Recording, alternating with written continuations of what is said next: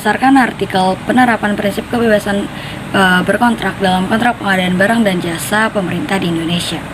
Perjanjian atau kontrak melahirkan hubungan hukum bagi para pihak yang mengadakan perjanjian. Kebebasan berkontrak merupakan salah satu asas penting dalam hukum perjanjian. Berdasarkan pasal 1338 KUH Perdata menyebutkan bahwa semua perjanjian yang dibuat secara sah mengikat para pihak sebagai undang-undang.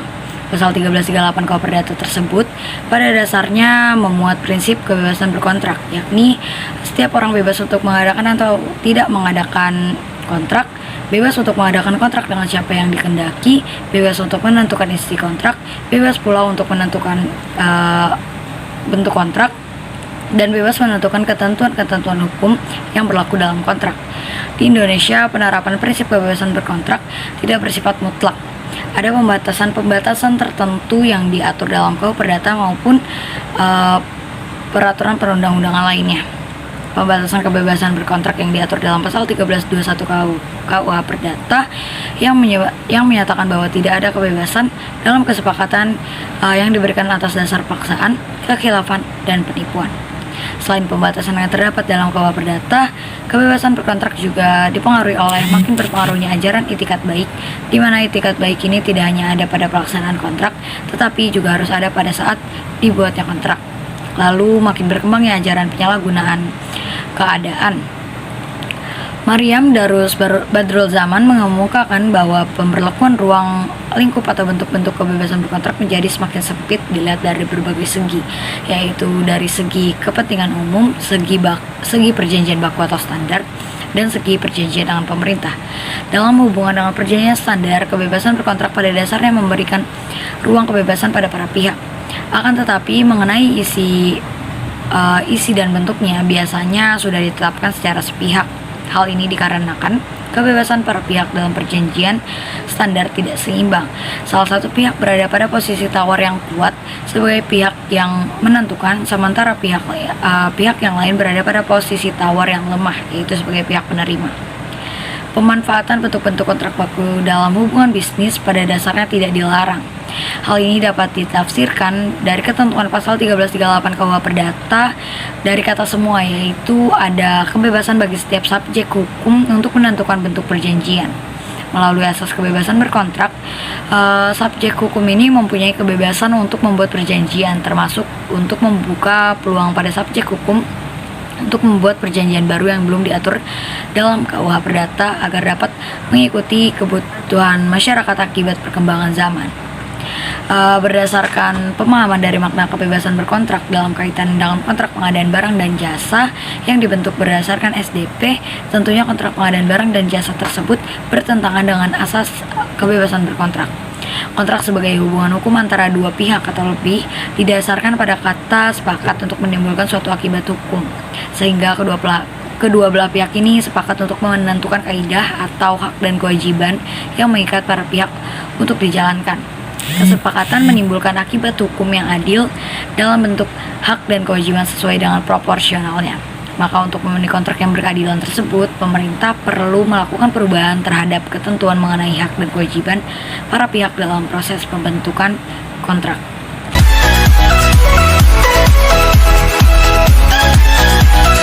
Berdasarkan artikel prinsip itikat baik dalam perjanjian kerja outsourcing karya Yuli Adha Hamzah, pengaturan itikat baik di Indonesia ditemukan dalam pasal 1338 ayat 3 KUH Perdata. Pasal ini menentukan bahwa perjanjian dilaksanakan dengan itikat baik. Itikat baik dalam hukum kontrak Romawi mengacu kepada 3 bentuk perilaku para pihak dalam kontrak. Yang pertama, para pihak harus memegang teguh janji atau perkataannya. Yang kedua, para pihak tidak boleh mengambil keuntungan dengan tindakan yang menyesatkan terhadap salah satu pihak. Yang ketiga, para pihak mematuhi kewajibannya dan berperilaku sebagai orang terhormat dan jujur, walaupun kewajiban tersebut tidak secara tegas diperjanjikan. Itikat baik tersebut tidak hanya mengacu kepada itikat para pihak, tetapi harus pula mengacu kepada nilai-nilai yang berkembang dalam masyarakat. Sebab itikat baik merupakan bagian dari masyarakat. Dalam hukum kontrak, kewajiban itikat baik menjadi suatu norma moral universal yang secara individual ditentukan oleh kejujuran dan kewajiban seseorang kepada Tuhan. Setiap individu harus memegang teguh atau harus mematuhi janjinya. Konsep itikat baik dalam hukum kontrak ini menggunakan standar moral subjektif yang didasarkan pada kejujuran individual. Konsep ini jelas berkelainan dengan konsep itikat baik dalam hukum Yunani dan Romawi yang memandang itikat baik sebagai suatu universal social force. Pengertian itikat baik secara subjektif adalah kejujuran seseorang yang ada pada waktu diadakannya perbuatan hukum. Sedangkan itikat baik secara objektif adalah pelaksanaan suatu perjanjian itu harus didasarkan pada norma kepatuhan atau apa yang dirasa sesuai dengan kepatuhan dalam masyarakat. Tujuan strategis dari suatu outsourcing yaitu bahwa outsourcing digunakan oleh perusahaan untuk meningkatkan kemampuan keunggulan kompetitif perusahaan agar dapat mempertahankan hidup dan berkembang. Kompetensi antara perusahaan umumnya menyangkut 3 hal, yaitu produk, mutu produk, dan layanan. Hal ini yang menjadi maksud dan harapan utama dari suatu perusahaan dalam melakukan outsourcing. Kesimpulan dari artikel ini, pengaturan kegiatan outsourcing tidak sesuai dengan prinsip itikat baik karena tidak sesuai dengan nilai-nilai falsafah bangsa Indonesia itu sendiri, sehingga tidak menciptakan pola keadilan menuju keserasian yang harmonis antara pekerja dan pengusaha.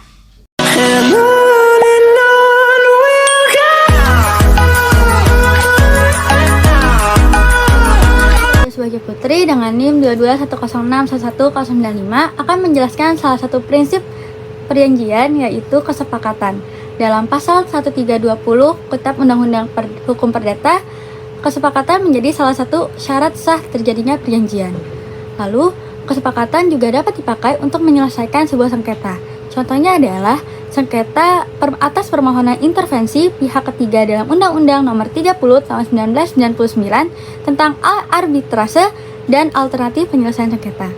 Ketentuan pasal 30 Undang-Undang Nomor 30 Tahun 1999 ini dimuat ketentuan bahwa pihak ketiga dalam perjanjian arbitrase dapat turut serta dan melibatkan diri dalam proses penyelesaian sengketa melalui arbitrase apabila terdapat unsur kepentingan yang terkait dan keturutsertaannya disepakati oleh para pihak yang bersengketa, serta disetujui oleh arbiter atau majelis arbitrase yang memeriksa sengketa yang bersangkutan. Unsur kesepakatan para pihak yang bersengketa sebagai unsur bagi pihak ketiga dan untuk masuk dalam menyelesaikan sengketa di arbitrase merupakan perjanjian yang selayaknya juga tunduk pada prinsip-prinsip hukum perjanjian, bahwa kesepakatan yang dibuat oleh para pihak yang bersengketa tersebut merupakan salah satu kesepakatan yang mengikat kepada pihak ketiga yang berkepentingan. Dengan demikian, unsur kesepakatan para pihak yang bersengketa dalam intervensi pihak ketiga di arbitrase merupakan unsur yang dapat merugikan pihak ketiga. Hal tersebut dapat terjadi jika para pihak yang bersengketa di arbitrase melakukan persekongkolan atau kolusi yang dapat merugikan pihak ketiga. Kolusi yang dapat merugikan pihak ketiga dengan melakukan kesepakatan yang tidak memperbolehkan pihak ketiga masuk dalam penyelesaian sengketa tersebut, meskipun pihak ketiga tersebut memiliki kepentingan dalam sengketa.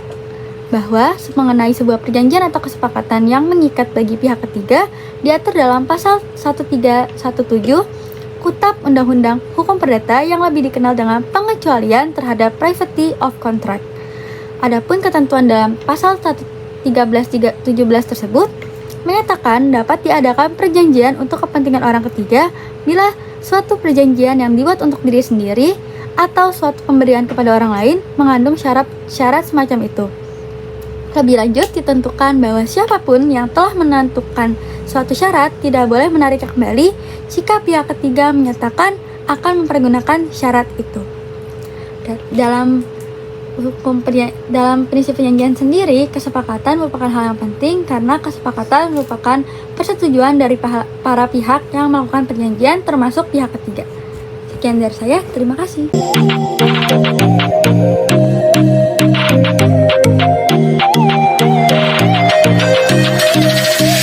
Penerapan prinsip proporsionalitas dalam perjanjian waralaba.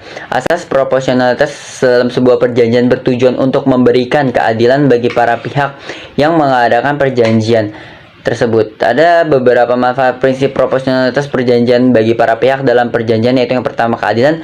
Prinsip proporsionalitas memastikan bahwa hak dan kewajiban yang diberikan kepada masing-masing pihak dalam perjanjian adalah seimbang dan adil. Lalu yang kedua adalah perlindungan. Prinsip proporsionalitas juga memberikan perlindungan bagi para pihak dalam perjanjian, karena perjanjian yang dibuat akan memperlihatkan prestasi-prestasi yang harus dilakukan oleh masing-masing pihak secara jelas dan pasti.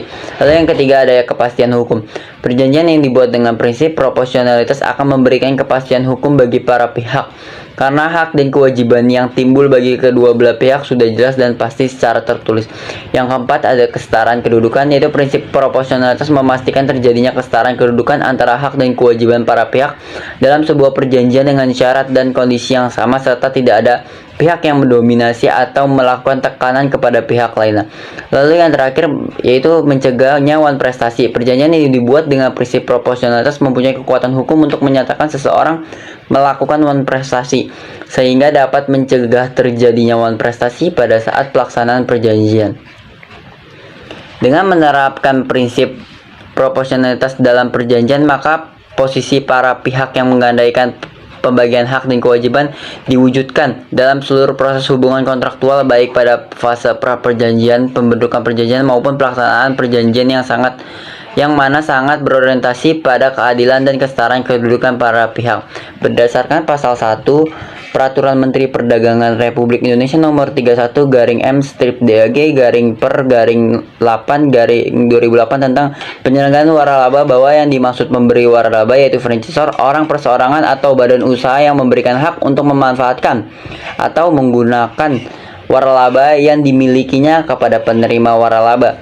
Sedangkan penerima waralaba yaitu franchise, orang perseorangan atau badan usaha yang diberikan hak oleh pemberi waralaba untuk memanfaatkan atau menggunakan waralaba yang dimiliki pemberi waralaba. Franchisor harus berusaha menjelaskan terlebih dahulu, menawarkan kepada franchise prospektus penawaran waralaba, memberikan pemahaman mengenai prestasi kontrak prestasi yang timbul dari akan diadakannya perjanjian waralaba tersebut. Perjanjian waralaba merupakan suatu perjanjian timbal balik antara hak dan kewajiban franchisor. Dengan adanya asas proporsionalitas ini diharapkan dapat mewujudkan suatu perjanjian yang berkeadilan serta kesetaraan dalam hubungan kontraktual. Pertemuan kepentingan para pihak yang membentuk suatu kesepakatan diharapkan juga dapat memberikan kondisi yang kondusif dan fair. Perdata memberikan batasan pada praktek penerapan asas tersebut dengan menegaskan sebab perjanjian itu harus halal, artinya tidak dilarang undang-undang, tidak bertentangan dengan kesusilaan yang baik atau ketertiban umum. Beberapa kriteria dapat dijadikan dasar untuk menemukan apabila suatu kontrak mengandung asas keberimbangan atau proporsional atau tidak, yaitu yang pertama, kontrak yang bersubstansi. Asas proporsionalitas adalah kontrak yang memberikan pengakuan terhadap hak, peluang, dan kesempatan yang sama kepada para kontraktan untuk menentukan pertukaran yang adil bagi mereka. Kesamaan bukan dalam arti kesamaan hasil, melainkan pada posisi para pihak yang menggadaikan kesetaraan kedudukan dan hak equitability. Berlandaskan pada kesamaan dan kesetaraan hak tersebut, maka kontrak yang bersubstansi asas proporsional adalah kontrak yang dilandasi oleh kebebasan para kontrak untuk menentukan substansi apa yang adil dan apa yang tidak adil bagi mereka. Lalu yang tiga ada kontrak bersubstansi. Asas proporsional adalah kontrak yang mampu menjamin pelaksanaan hak dan sekaligus mendistribusikan kewajiban secara proporsional bagi para pihak. Dengan merujuk pada asas ekuitas stasionis, yaitu asas yang menghendaki jaminan keseimbangan, dan ajaran Justum Pretium, yaitu kepantasan menurut hukum. Sebaliknya, para pihak ketika masuk ke dalam kontrak berada dalam keadaan yang tidak sama. Dalam situasi semacam inilah asas proporsionalitas bermakna equitability.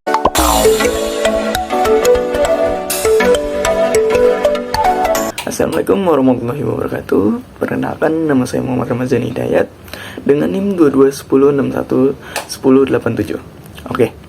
Di sini saya akan menjelaskan tentang prinsip perjanjian kepribadian atau personality. Oke. Dalam perjanjian tentulah mengikat para pihak yang melakukan perjanjian. Pihak pertama, pihak kedua, dan pihak ketiga.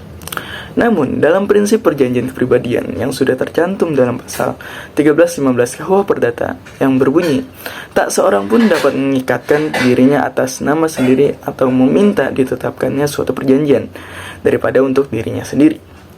Serta pasal 1340 KUH Perdata yang berbunyi, persetujuan hanya berlaku antara pihak-pihak yang membuatnya. Persetujuan tidak dapat merugikan pihak ketiga. Persetujuan tidak dapat memberi keuntungan kepada pihak ketiga selain dalam hal yang ditentukan dalam pasal 1317. Yang berarti bahwa perjanjian hanya berlaku bagi para pihak yang membuat perjanjian. Perjanjian itu tidak boleh merugikan ataupun menguntungkan pihak ketiga, kecuali dalam hal terjadi derdeng bending. Oke. Bila kita bandingkan dengan asas perjanjian kebebasan berkontrak, hampir sama seperti asas perjanjian kepribadian. Dengan objek outsourcing di mana asas perjanjian kepribadian menjelaskan objek para pihaknya yang membuat perjanjian. Oke, sedangkan asas perjanjian kebebasan berkontrak menjelaskan tentang subjek isinya atau bentuk perjanjiannya. Jika dalam kasus outsourcing, asas perjanjian kebebasan berkontrak malah dibatasi dalam bentuk dan isinya hingga dalam perjanjiannya. Nah, jadi outsourcing tersebut tinggal tanda tangan saja. Nah, sedangkan untuk asas perjanjian kepribadian dilakukan oleh dua para pihak, yaitu seperti perusahaan user dengan perusahaan penyedia tenaga kerja, dan itu saling menguntungkan dan saling memenuhi isi perjanjian. Bila kita visualisasikan pada perjanjian kepribadian, seperti seorang pasutri hendak mengajukan kredit pada sebuah bank. Apabila nantinya pasutri tersebut tidak melaksanakan kewajibannya, yaitu membayar angsuran, maka bank sebagai kreditur tidak dapat menaikkan angsurannya kepada pihak ketiga, seperti orang tua dari pasutri atau keluarga yang berhubungan dengan pasutri tersebut. Nah, dengan manfaat atau kelebihan dari perjanjian kepribadian ialah, pertama, melindungi kebebasan individu dalam mengatur hubungan hukumnya dengan pihak lainnya. Yang kedua, menjamin keadilan bagi para pihak dalam perjanjian. Yang ketiga, pencegahan penggunaan atau eksploitasi dalam hubungan hukum antara pihak-pihak yang terlibat. Yang keempat, menolak bahwa suatu perjanjian hanya berlaku antara pihak-pihak yang membuatnya. Yang kelima, memberikan kepastian hukum bagi pihak dalam perjanjian. Nah, asas kepribadian ini sangat penting untuk menjaga kebebasan individu dalam mengatur hubungan hukumnya dengan pihak lainnya. Dengan adanya asas kepribadian, setiap individu dapat menjaga kepentingan dan hak pribadinya dalam suatu perjanjian. Prinsip ini juga membantu mencegah perlindungan dan eksploitasi dalam hubungan hukum antara pihak-pihak yang terlibat. Dengan demikian, asas kepribadian memberikan manfaat yang besar bagi pihak-pihak dalam perjanjian untuk memastikan bahwa hak dan kewajiban mereka dilindungi. Ya, terima kasih.